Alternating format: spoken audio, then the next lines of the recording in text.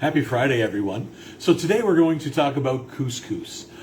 We were lucky enough to get a big glut of couscous donated our way, and our warehouse manager, Greg, brought me a package and said, if I don't know how to cook this, there's probably a lot of people who don't know how to cook it.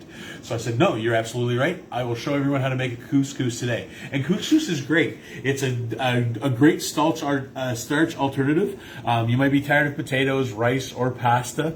Couscous is a nice alternative, and it's really simple and easy to make, and it takes no time at all. I'm showing you a little bit of a different way to do it. Well, not different, a way to make it tasty. So like rice or anything else, you could just add water, and that's all there is to it.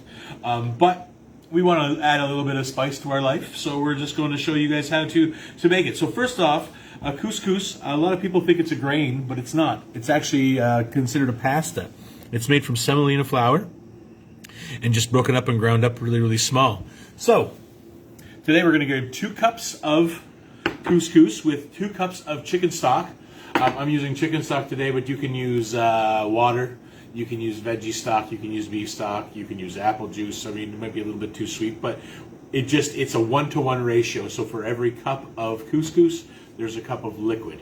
Now we could stop there, and all I would do is bring this to a boil and then add this, and then we'd be done. But we want to bring a little bit of flavor to it.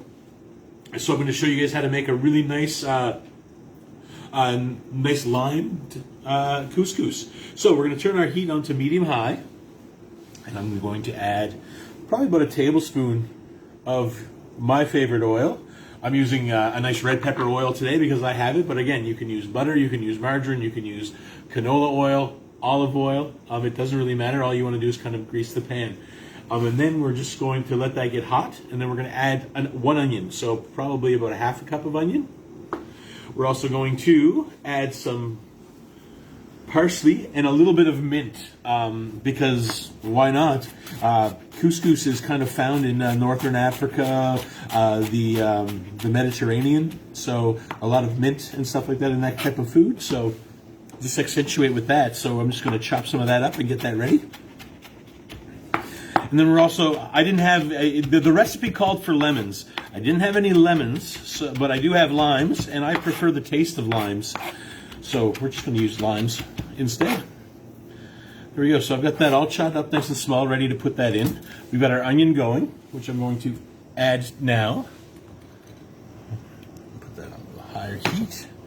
And then we're just going to sweat this all out.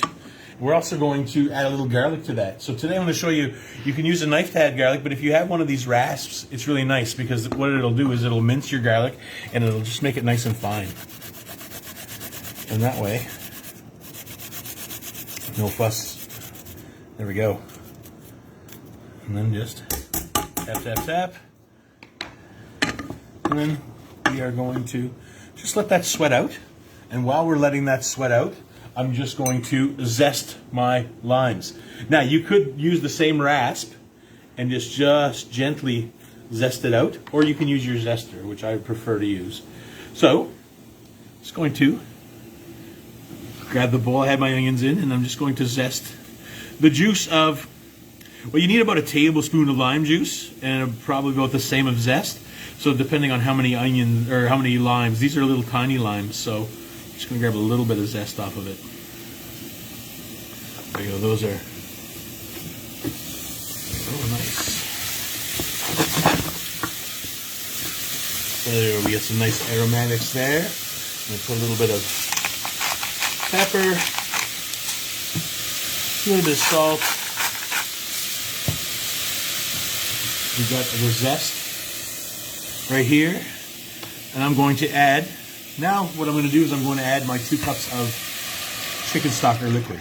Again, it could be vegetable stock, it could be a mushroom stock, it could be beef stock, chicken stock, or even water. And we're just going to let that come to a boil while we keep on zesting. Just like that. When you're zesting, you're not trying to peel all of it off, you're just trying to get the upper layer. You don't want the pith or the white part. You just want to pull the oils really from the limes. Or lemons. or oranges. I mean, it doesn't really matter. Any kind of citrus fruit that you want to use for this dish, or you can omit it. You make it super simple. Like I said right here, you can add the couscous once it starts boiling, and then that's it. But we're going to add a little bit of flavoring just to kind of make it more interesting.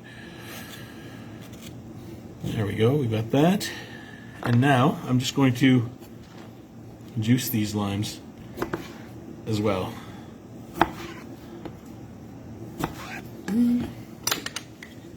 It's a nice little juicer, and then just juice it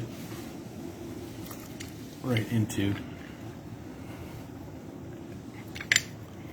the stock pot. So that's probably about a tablespoon-ish, I guess. You can use real lemon, as in like the lemon juice in the squeeze bottle, or you can use real lemons. So I always suggest using real lemons or limes. They're always nice to have around. There we go.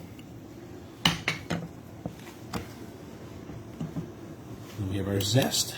And we're just going to add that as soon as we add our couscous. So while that's doing that, I'm going to clean up my board.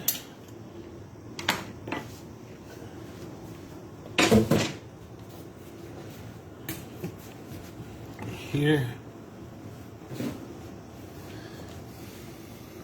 It's almost there. You don't need to have it on a full roll, but you do want to have a good bit of boiling going on.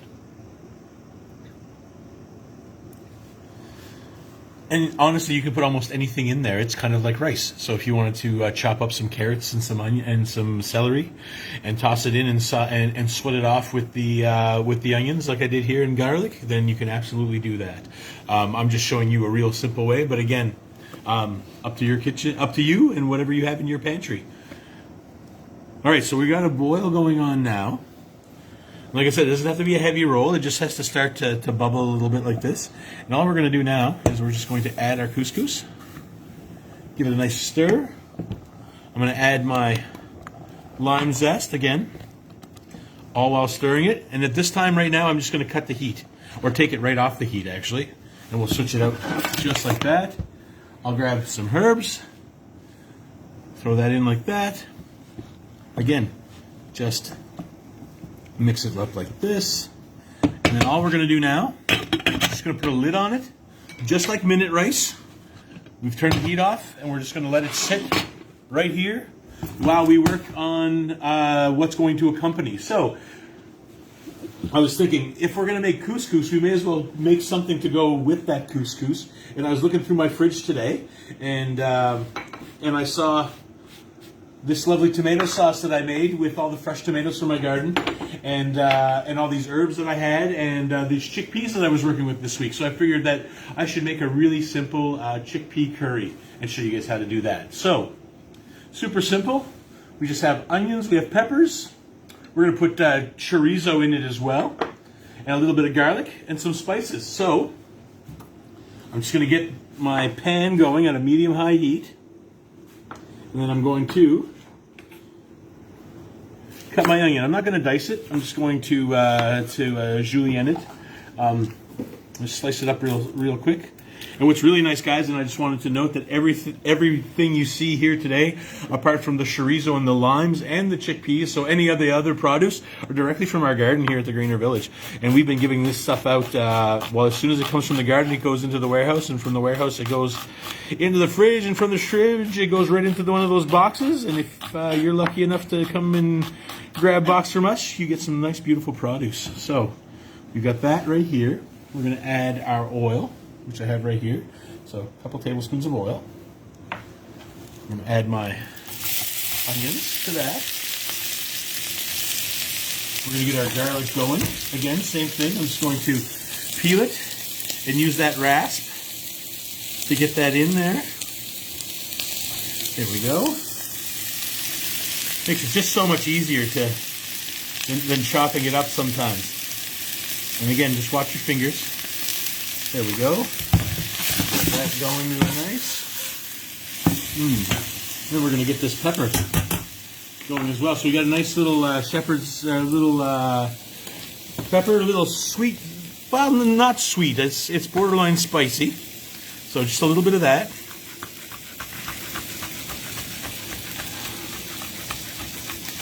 I can smell it. It's just it's just like a little banana chili. There we go. We're gonna add that, seeds and all. Then I'm gonna grab a couple chorizo sausages, and I'm just going to thinly slice them into coins. You can dice them. You can slice them into coins if you want. You can take them out of the casing. And what I'm doing is I'm using sausage today, but it can be any sausage you have. It could be ground beef that you have from last night's supper. It could be chicken, roast chicken. It's basically a great way to make leftovers is what these curries are great for. So I've got that going on there. I'm just going to add my sausage.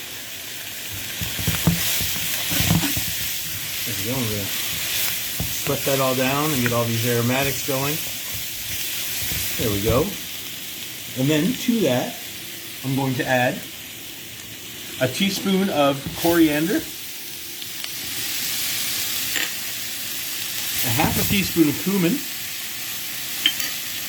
and about a teaspoon and a half of garam masala. So if I'm making my curry with garam masala, but you can use any kind of curry that you want. If you want to use a red spicy curry, you can go ahead and do that. You wanted to use a tikka masala or just one of those yellow British curries, go right ahead. I just like the nice earthy tones that the garam masala gives. There we go. We got all that nice, a nice smell. And now I'm going to add my chickpeas. So 1 can of chickpeas. These are dry chickpeas that I soaked, but it works just as well. There we are. Get that going right like that. Quick saute. And then I'm just going to pour in about 4 cups of tomato sauce. So I made this tomato sauce yesterday with all these fresh tomatoes that we had, and I wanted to find a good use for it. So now all we're going to do is let this stew together probably for about 10-15 minutes until everything becomes nice and cooked and married together. The chickpeas will soften a little bit more, and then we'll have something really, really lovely. I'm just going to put a little bit of parsley and mint in that as well. And there we go. We've got a really nice curry that we can serve over top of our couscous. So now we're going to take a peek at this couscous. And it's ready to go. So all you're going to do is grab a fork and just pretty much just fluff it up. Make it nice and fluffy. Smells so nice. There we go. So this will feed anywhere from 6 to 8 people here, or someone with a really big appetite. There we go. So we're just going to grab a little bit of that, fry it into our container like this.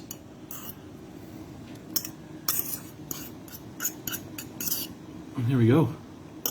Beautiful, lovely couscous. And again, look, it doesn't really stick to the pot. Everything is nice. We can just kind of... And there you go.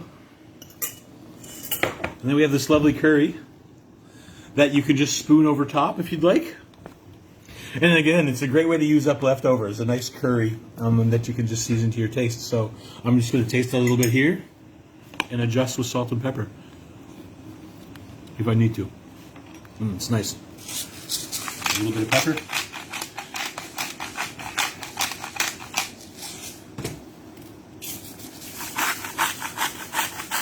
And a whole lot of salt.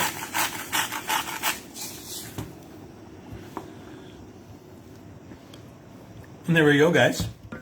So there you go. Really simple couscous.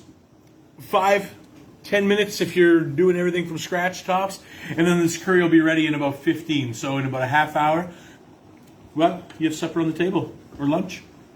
And my volunteers are going to eat greats today. So thank you, everyone. We'll see you again next week. Have a great weekend.